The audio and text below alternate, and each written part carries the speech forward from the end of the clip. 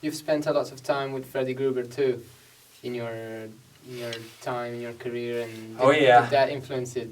oh Somehow? yeah, because when I came to Freddie, I was trying to figure it out. Of course, you know, I had a penchant for drumming. I always say drums came to me because I didn't choose the drums. We were sitting around one summer with my friends in the neighborhood, and everybody said, let's start a rock band. You know, it was a hot summer day in LA, and the kids in the neighborhood, 5 of us, and everybody barked out an instrument before I had a chance. And finally, when it came to me, the only thing that was left was drums. And I said, well, I guess I'll play drums. And I'm serious, without missing a beat, the one kid who was with us, he picked up the Yellow Pages phone book and, you know, called up some guy arbitrarily and said, yeah, my friend wants to take drum lessons, and handed me the phone. So that's how I started. Okay. That's weird. So when I finally got to Freddie, it was about 5 years later. I was about 19. And I knew I wanted to do this, and I had some friends that were really talented guys. Mark Schulman's one of them. I know Mark for a long time. So Mark was always a really great, polished player in his presentation of stuff, and funky. So, you know, I wanted to be a funk guy. Then I had another drum friend who was a really good jazz and big band player, and I wanted to do that. So I stumbled across Freddie Gruber as a teacher, and his approach was more about, you know, facilitating technical approach and concepts. He didn't teach you beats, you know. He didn't say we're going to learn jazz pattern number 1 or rock pattern number 2. He had a conceptual approach, and I found it fascinating right from the get-go. What I didn't understand is I stayed with him for a long period of time, so when we moved beyond some of the hand things, which we always were in touch with, we went into conceptual things. That I don't know how many students at Freddie really went that direction, because I'm sure a lot of guys maybe studied for a year and a year and a half, got some hand stuff together, and went on their way. Me, I was like, well, where else can we take this? So we did all this crazy stuff. And by the time 1984 rolled around, I had been playing, I went on the road, I did certain things, but I'd always come back. So that's 7 years later after studying with Freddie.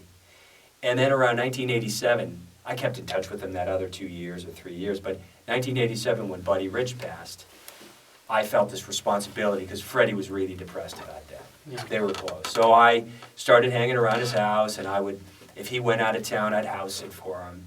And when he was teaching, I would just show up and hang out for several hours and watch him teach. And I'd go get the spaghetti from Vinny's Italian restaurant, or the... Cagliura? No, there's an Italian restaurant called Vinny's. Yeah, Vinny Cagliura. I went to Vinny's and got some pizza, man. Yeah, you got pizza. In the 90s, I moved to Europe, and I remember having a conversation with Freddie, and I think he was sad that I was leaving, you know. He was like, oh, man, you're going to move to Europe, you know. And then he said, I'm going to come over, you know, and we're going to hang. So he came over about 4 or 5 times. And those particular hangs for me were more in depth because it was all about drum stuff. We went to the Frankfurt Music Messe. We'd go to the Koblenz Drum Festival, which was a huge drum festival through drums only.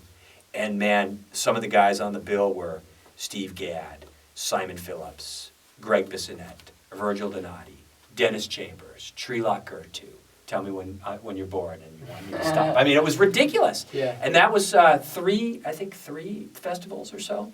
And, you know, Freddie knew everybody, and he'd be doing his Freddie Gruber stuff, you know, and we'd stand off to the side of the stage because we would go backstage, and we'd watch guys, and he'd hit me in the side and watch that guy, and he'd make some comments, and then we'd go back to the hotel where we were rooming, and I would ask a question or two, and then it would go into a whole presentation of stuff. And then I would draw back to things we did back in the late 70s or things that he was doing currently, because he didn't stay with one approach as a teacher.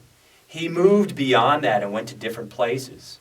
So by the time the 90s rolled around, it was a big difference from what he was doing in the late 70s, you know. So anyway, that really drove me to first, you know, find a better way to do things technically, but it opened up doors for me musically. It helped me fine-tune and, you know, add some more substance to what I was looking for in my playing. So that was a really, I must say, really big influence, and I still look back to him very vividly and recall lots of great things. Now, again, you saw that video. I have a clinic that we did in 1993 or 4 at the Future Music School in Germany, which he was very clear.